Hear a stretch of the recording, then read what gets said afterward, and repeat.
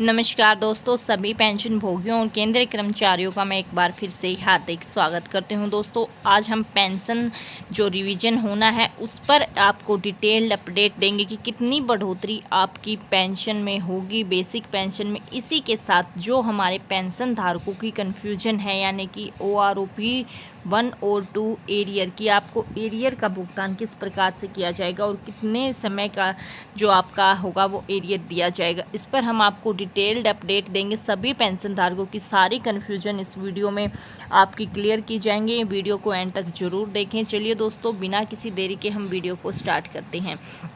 सबसे पहले हम बात एरियर को लेकर ही करेंगे, क्योंकि ज़्यादा कन्फ्यूजन एरियर पर चल रही है, जिस पर हमारे काफ़ी सारे पेंशन धारक कमेंट भी कर रहे हैं कि एरियर का भुगतान किस प्रकार से, किस बेसिस पर किया जाएगा और कब तक कर दिया जाएगा। सभी सवालों के जवाब आपको दिए जाएंगे। सबसे पहले तो आप एक बार ये जान लीजिए OROP 1 और OROP 2 में क्या अंतर है। OROP 1 वो है जो हमारे पेंशन धारक इतने सालों से प्रोटेस्ट कर मांग कर रहे हैं, यानी असली वन पेंशन।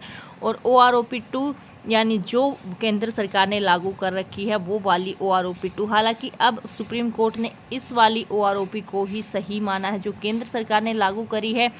तो आपको जो एरियर का भुगतान किया जाएगा वो भी इसी के अंतर्गत किया जाएगा। तो इससे आपका ये क्लियर हो जाता है कि आपको OROP 2 के अकॉर्डिंग एरियर मिलेगा, यानी जो 2019 में आपकी जो पेंशन में रिवीजन होना था वो 2022 में हो रहा, तो आपको 3 जो सालों का एरियर है वो मिलेगा। जो हम अगर एक सिपाही रैंक की बात करते हैं तो आपको तकरीबन 1,18,000 रुपये का जो आपका राउंड फिगर में एरियर बनता है, जिसका भुगतान आपको एक साथ ही कर दिया जाएगा।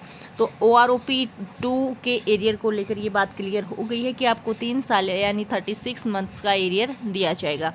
उसके बाद हम बेसिक पेंशन रिवीजन और फैमिली पेंशन रिवीजन की बात कर लेते हैं कि आपको उसमें कितनी बढ़ोतरी होगी।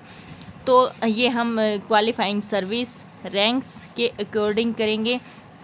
ये 6th और 7th पे कमीशन के अंतर्गत आपकी जो कितनी बढ़ोतरी होगी उसके अकॉर्डिंग ये दी गई है टेबल, आप देख सकते हैं। एक सिपाही रैंक की अगर हम इसमें बात करते हैं तो यहाँ पर बेसिक पेंशन में बढ़ोतरी के बाद, यानी कि जो 3,070 रुपये की बढ़ोतरी के साथ 20,200 आपकी बेसिक पेंशन हो जाएगी। तो इतनी बढ़ोतरी आपकी बेसिक पेंशन में रहेगी। इसी प्रकार से सभी रैंक्स के दिए गए हैं, आप क्लियरली देख सकते हैं। रैंक के अनुसार सभी रैंक्स की डिटेल्ड दी गई है। इसी के साथ फैमिली पेंशन की भी दी गई है कि कितनी बढ़ोतरी के बाद आपकी कितनी पेंशन रहेगी।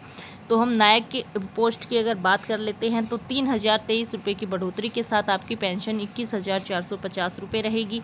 वहीं हवलदार रैंक की अगर हम बात करते हैं तो 2,956 रुपये की बढ़ोतरी के साथ आपकी पेंशन 23,025 रुपये रहेगी। सभी रैंक्स की क्वालिफाइंग सर्विस के अकॉर्डिंग अलग अलग दी गई है आपकी कितनी पेंशन बढ़ोतरी होगी। तो सभी जो पेंशन धारक हैं उनके लिए बड़ी खुशखबरी है कि हमारे पेंशन धारकों की बेसिक पेंशन में बढ़ोतरी होगी और एरियर का भी भुगतान एक साथ ही कर दिया जाएगा। और आप की इसके बारे में क्या राय है वो भी हमें कमेंट बॉक्स में ज़रूर बताएं। आप सभी को पता है कि जो पेंशन रिवीजन को लेकर काफ़ी सारी कन्फ्यूजन्स हैं और जल्द से जल्द पेंशन रिवीजन की मांगें उठ रही हैं। अगर आप भी चाहते हैं कि पेंशन जल्द से जल्द रिवाइज कर दी जाए तो हमें कमेंट बॉक्स में येस ज़रूर लिखें। इसके बाद हम सूबेदार रैंक की अगर बात करते हैं तो 1,296 रुपये की बढ़ोतरी के साथ आपकी पेंशन 32,825 रुपये हो जाएगी। इसी के साथ सूबेदार मेजर की अगर हम बात करते हैं तो 1,301 रुपये की बढ़ोतरी के साथ 33,526 रुपये आपकी पेंशन हो जाएगी। अगर फैमिली पेंशन में हम विडो सिपाही की बात करते हैं तो 3,864 रुपये की बढ़ोतरी के साथ आपकी पेंशन 15,067 रुपये हो जाएगी। इस प्रकार से आप देख सकते हैं कि सभी पेंशन धारकों की फैमिली पेंशनर्स की पेंशन रिवीजन होते ही बेसिक पेंशन में भी उछाल आएगा। इसी के साथ एरियर का लाभ भी मिलेगा। इसीलिए हमारे पेंशन धारकों को ज़्यादा समय से तक इससे वंचित नहीं रखा जाना चाहिए और जल्द से जल्द पेंशन रिवीजन किया जाना चाहिए। यही हमारे पेंशन धारकों की मांग है। अगर आप भी इसके समर्थन में हैं तो थैंक्स। जय हिंद, जय भारत कमेंट बॉक्स में ज़रूर लिखें। फिर मिलते हैं दोस्तों नई अपडेट के साथ, तब तक के लिए जय हिंद, जय भारत।